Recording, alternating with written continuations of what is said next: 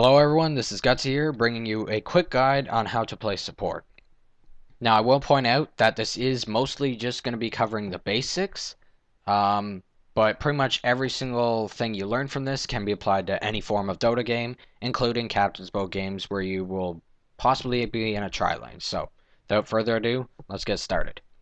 Now right here is a list of everything a support does during a game of Dota 2. You pretty much always have to be doing this, or whenever needed, and yeah, that's basically how you play support. So, without further ado, with that, let's get started on the starting items. Now, a support hero is most likely going to be buying consumables, as listed right there. Not all those are consumables, but that is basically what you're going to be starting out with. It's also the item that you're going to want to keep buying throughout the whole game, while later on building up to some core items like mechanism and stuff like that. So you might have to buy a Smoke of Deceit in case your team does like an level 1 gank or something like that, but other than that, you're most likely looking at, salves and clarities and stuff like that. Now let's move on into warding, excuse me. With warding, at the beginning of the game, you most likely will only have to ward the rune spots. And you will either buy, like, if you have multiple supports, one will buy a courier, one will buy wards. So whoever's stuck with warding at the beginning, it's safe to say to just go for the rune spots. There is advanced rune spots, for example, right here, where, it'll cover a bit of the lane and stuff like that, just to check if you're going to get ganked early on or something like that. So that is an option too. But eventually you'll want to transition into mid-game warding, which is, checking to see if you're going to get ganked in the woods or in, deeper down in a lane, something like that. So you'll be placing wards on cliffs, which give a lot of vision. And, yeah, it could be the opponent's too. You can place it in the opponent's woods. And in such situations, you might want to be a bit careful on where you're placing the wards, because certain spots are safer than others. For example, if you're on the Dire and you want to ward the opponent's jungle, the Radiant, you would place a ward from this side rather than the previous side shown, just because it's a little bit safer, and you always want the most beneficial resource possible, I guess. So here's the spot for the Radiant. They place right there rather than down in the lane, just because it's safer. And there's all kinds of spots on the map you could do that. Even with the regular ward spots, like the Dire, if they kill these creeps, you can place a ward right here, and it's nice and safe in your terrain. Good to go. But yeah, oh, and another thing, if you have a jungling hero, it's good to place wards in the jungle early game. And when you're pushing towers, you can place wards in the opponent's base. This is helpful for if you got like a Pudge, or you're up against a Pudge, or there's a Magnus or something like that. Just so that you know what time you want to push into the base. It's just really helpful, so definitely consider that during the late game. And then there's Roshan too, so think about placing some wards around Roshan. Mostly, the original rune spot that was shown is a good spot for Rosh, as well as sentries for invisible heroes. Just place them around the area, stuff like that. Now for counter warding. Counter warding is what it says it is.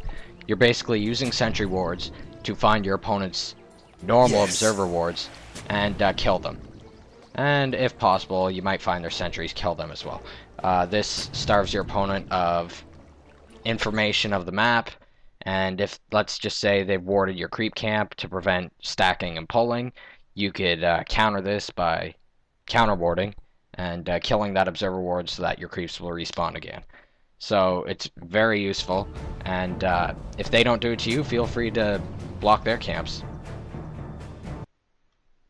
Stacking is essentially pulling a creep camp so that it skips its spawn time and forces another creep camp to spawn in the same spot. This way there's 2 creep camps in one spot, and the reason you're doing this to pull, which by pulling you will starve your opponents of EXP. By killing off your own creep wave, you'll give a safe spot for you to farm by yourself, and a safe spot for your teammate, your carry, at the tower to farm, because it'll pull the wave back. To stack, you simply attack the creeps at the 52-minute mark, which is just after your normal creep wave walks by. And this skips the spawn time so that they overlap on each other. And then after that comes pulling. Pulling, as I've already explained what it does, is done at about the time when your creep wave is halfway in between the tier 1 and tier 2 towers. So once your creep wave is halfway in between the 2 towers, which you could check on your minimap, that's the easiest way to do this, is to attack the creeps and pull them so they intercept your own creep wave. Make sure to last hit the creeps too, don't auto attack them, because you want this to last for as long as possible. This is how you do it for the Dire. Same thing basically. And you could also like pull other creeps and stuff, but there's no specific timing from other creep camps to make this last longer. And finally, we have laning. Now, with laning, there's going to be a lot going on. You're going to have a support, assuming you have a tri-lane, support pulling, a support getting ready to jump in case if someone's out of position, and your carry farming. So, with that being said, what you really want to focus on is denying. Not last hitting, that's your carry's job. So if you are ever in the lane with your carry, just work on the on the denies. Do not last hit. That's taking EXP away from your carry. We don't want that.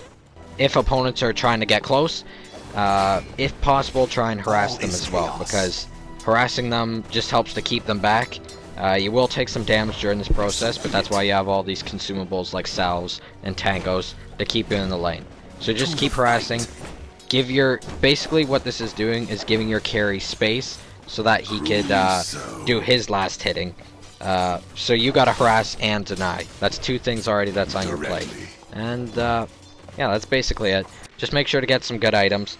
You know, mech is really important. You know, mostly support items like in this inventory here, and you should be good. So that's everything with this guide. I'll just provide you with again what a support's supposed to do, a list of some support heroes, and some late game support items that you could choose to work on. I hope this helped, and I'll see you all next time.